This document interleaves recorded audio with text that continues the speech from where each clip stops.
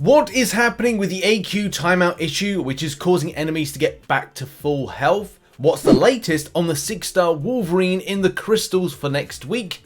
Doctor Strange needs a buff, say the community, and Kabam responds to this, and much more. Hello everybody, welcome back to the Marvel Contest of Champions news show for Monday. I've had a very productive weekend smashing through Act 7 and also making sure that I start a little grind into Karina's challenges. I'm nearly done with my Doc Ock one and I'm going to be smashing through a lot of them. So with the units on low and also with the need to get to Paragon, very sharpish, look forward to streams this week, next week and ongoing, which will be a grind fest in order to get that Paragon titleage from a non-spending perspective and also get some of those deals. So look out for streams very soon and some videos and content around the subject. Oh, and by the way, a massive crystal opening stream tomorrow. Look out for an announcement.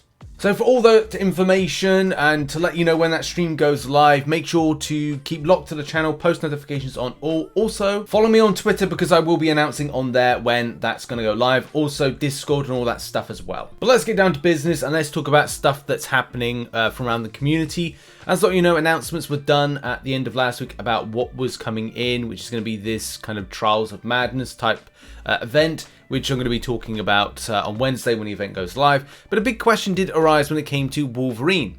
And as you can see right here, the question about Wolverine was with the 6-star be included. And sadly, it is not going to be included, which is sad because I was hoping that we would get a 6-star Wolverine, and Kabam miike followed up with saying, fixed it, we will not, they will not be available as a 6-star in the crystals. So yeah. Bit sad because I was like, oh, 6-star Wolverine would be really cool, especially because I got that Mutant Awakening gem. But it's going to be more than likely saved for me for Archangel, which is going to be something that we'll see what happens after tomorrow's big crystal opening and whether or not I get lucky, don't get lucky, and pick up some spicy champions. Now later on today, we do have a update to a couple of champions and as well the update in general. As you know, if you go to the link in the description, shout out to Cat Murdoch, who does some amazing infographics, especially showcasing what the old and what is the new when it comes to Storm.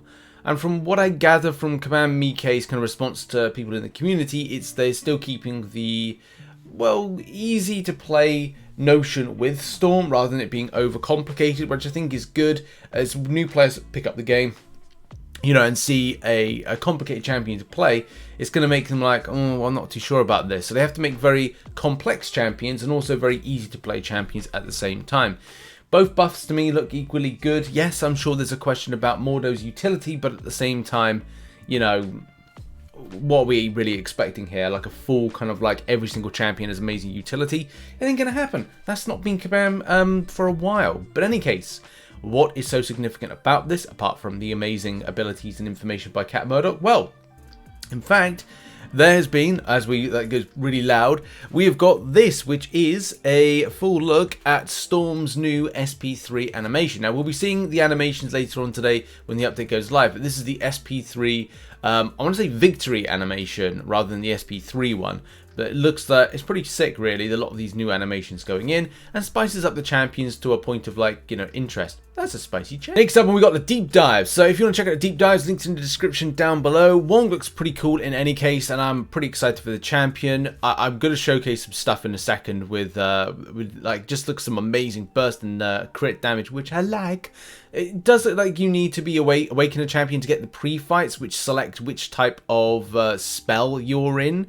So that's going to be important for the champion, how you play it. Wong also is able to instantly nullify indestructible and immortality buffs on non-science opponents. Well, that's annoying because, you know, that would be nice as a counter for the likes of Luke Cage. But, you know, you take what you get with it, which is good in any case because it forms to be a counter for the likes of Hercules and any other champion that say Kabam want to go, oh, we're just going to put some kind of like indestructible or immortality to it. So that's kind of like good in any case.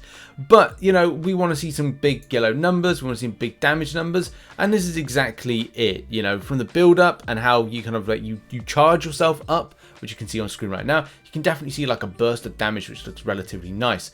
This I want to say is either going to be 6-star rank 3 or 6-star rank 4. before. So I don't want to give any illusions to say that, okay, well, is this how it's going to be? Is it going to be more powerful than it is?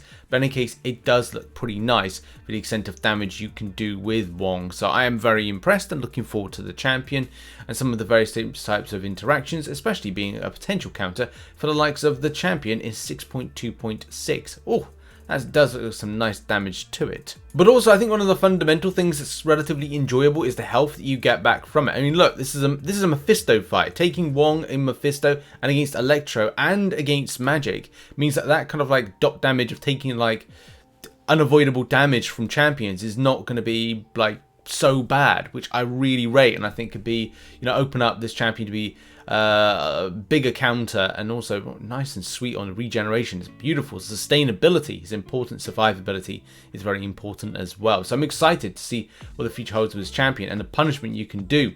Look at that. That's beautiful, man. With Rintrah, however, it looks to be like, whoa, massive amounts of damage, but that's what? That is a lot. That is a lot of damage. It just did like 229k. I get the feeling Rintrah might have to be kind of like nerfed at some stage. We literally talking about that. So you go in some kind of like routing mechanic right here, and with some other kind of amplification there, I don't know if this is going to be acceptable, especially looking at 42 neutralization right there. Okay, and then we get this, build up this powerful attack, 223,947 crit. Oh my god, that's gonna be nerfed. That can't be kind of like put in place.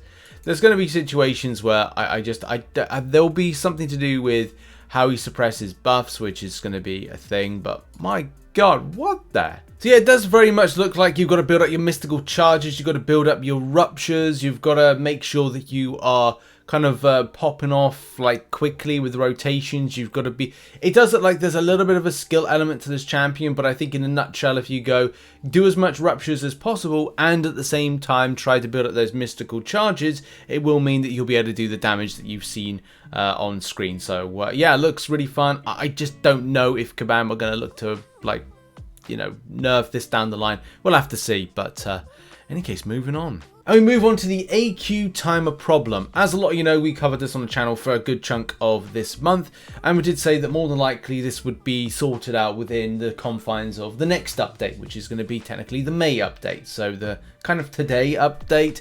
And that was, if you didn't know already, when and it happens to a few people. I've definitely seen it, like friends in the Alliance had it yesterday, where they would do a load of damage on the champion, go in and then find that when they have done the fight, it kind of like times out and then you do no damage. So you might have done like, oh, I did like 124 hits, 135 hits on the champion, put it down to a good amount of health, timed out, and then found that, oh, the champion's at full health. Not great by any standards. And that's been something that has been like a big topic of issue for this this month. So what is happening with it? Is it actually going to be sorted? Well, the answer is yes, but as we said, it's more than likely going to come in with the update. Why Kabam's a bit confirmed. I think this was Friday. Hey there, the team has found a fix and it should resolve the issue and are working out the final details to implement it. We're aiming to have the fix implemented by early next week, and we'll update as more info gets locked in or anything changes. So it kind of feels like it's going to be in the update, but then it's hard to really know if that's going to be 100% the case. But yeah, good to know that there's an end in sight to this problem. Okay, now on to an important bit of coverage, and that is no Doctor Strange buff. As a lot of you know, Kabam have no definite rhyme or reason to when they buff champions. It's always happy coincidence when a champion gets buffed along with something like a TV series or a movie. And it has happened once. I think it was Hawkeye, when Hawkeye was released in the TV show, that we had the Hawkeye buff in game. And today we're going to see the Mordo buff, which you kind of go like, oh, okay, Mordo. Mordo is in, you know, Multiverse of Madness, of course, we've seen the trailers. But it's like, why not Doctor Strange? And that's the sad side of things. It was definitely something that players then kind of flocked to the forums. They put on Twitter. They put in various different places. Well, why not buff Doctor Strange? Why didn't they buff Doctor Strange? God only knows. So it started off a big discussion on this, especially with Dark Passenger first of all saying, so next month it's all about Doctor Strange movie and he ain't getting a buff or getting a new version of him. Come on, Kabam, at least put him back before he was nerfed. Now, here's the thing. I think when I was doing my predictions for like Puzzle Champions, I had this kind of feeling that Rintrah would probably be the second one. I personally wanted Illuminati Strange, or that kind of like different version of Strange, Defender Strange, or whatever it is. And then all of a sudden, it was like, do you know what? This is Kabam we're talking about.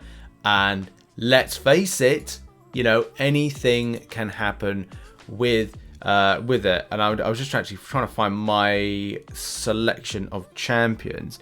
But yeah, I think I was still like, oh, you know, Defender Strange. But look, this is Kabam we're talking about. And like, they will go like with something else.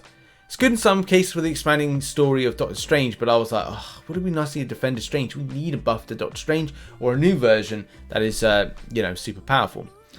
And Kabam miike did respond to this saying, Doctor Strange needs a buff, glad you agree, but it's not as simple as reverting him to pre-12.0. And I think that's going to be the thing, isn't it? Like, it's taken a while to go back to those days where champions that were viable back then are actually getting a, you know, boost.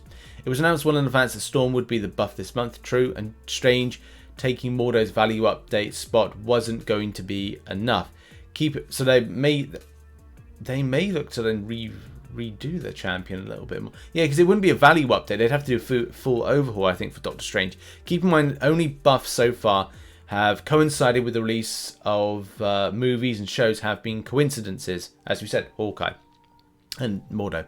We haven't planned them out based on big releases because we need to treat them differently and prioritize them based on the work that will needed and what resources are available, though I would like to change this in future. So yes, a little bit of a conflict there in Kabam, but yeah, that's I think that's kind of like important to mention. Doctor Strange is not going to be a value. Like Mordo is more of a value update than anything. It does have some new kind of, you know, idiosyncrasies to it that I think is going to be quite good, but it is not in any case a full rework. A full rework is what we'll need for Doctor Strange. So I wish Kabam well with doing a full rework for the champion very, very soon. And it would be nice to see that this year, but let's face it, anything can really happen with Kabam and stuff. But there we go. Deadpool X-Force. Someone mentioned that. I just saw something about Deadpool X-Force. Deadpool X-Force, yeah, I think it's next month. So look out for that one then. But in any case, lots of people to kind of like... lots of people, lots of different thoughts on the matter, and yeah, we've got to move on to arena results. So how did the arena go for Scorpion and Dr. Voodoo? Let's now go over the results. 55 mil was enough for position 62. Shout out to NASA, who said this is what your prediction got, Rich. So shout out to NASA for that. 46.6 mil, position 98. That got the 6-star. 12.7 mil, enough position 404. It went slightly less than what I predicted, but still, you know, if you put up 55 mil or you put up the 18 mil I predicted for the 5-star, you would have got him. So great on that. And for round 2, I'm predicting a 48 mil and a 12.5 mil because actually the champion went for 12.7 mil and got 404 position. So 12.5, you're probably going to bag it. Scorpion, a bit of a difficult one based on the 6-star, but we've got enough information on the 5-star to go over. So yeah, we got 58.4 mil getting position 233 at the lower end, 372.51, and 46 mil getting 459 position. So I'm going with a prediction of 46 mil for the round 2. Based on that, it's probably going to be, you know, what you pick up. The 6-star, I'm still unsure. We didn't have any info on that one, but those are my predictions and results for the Scorpion and Doc Voodoo arena. And just before going, I just want to give a massive thank you to those that support the channel as a Patreon and as a YouTube member. You're on screen right now. I appreciate you very much for all that support. Over on twitch.tv/richthemanlive, I will be streaming, hopefully, fingers crossed tonight, and tomorrow night will be the YouTube stream of the rewards opening. I may squeeze another live stream in, especially because I want to do Karina's challenges and also build 10,000 units in 2 months. Will it be possible? I don't know. I've done it before. Will I do it again? We'll have to see. Thanks everybody. And also check out some other stuff that's located on screen right now, and we got lots of content to post this week, especially because it's new update, and also, you know, I'm feeling the hype and the high after getting Act 7 done. So I'll see you in some videos, some streams and stuff like that. Bye bye.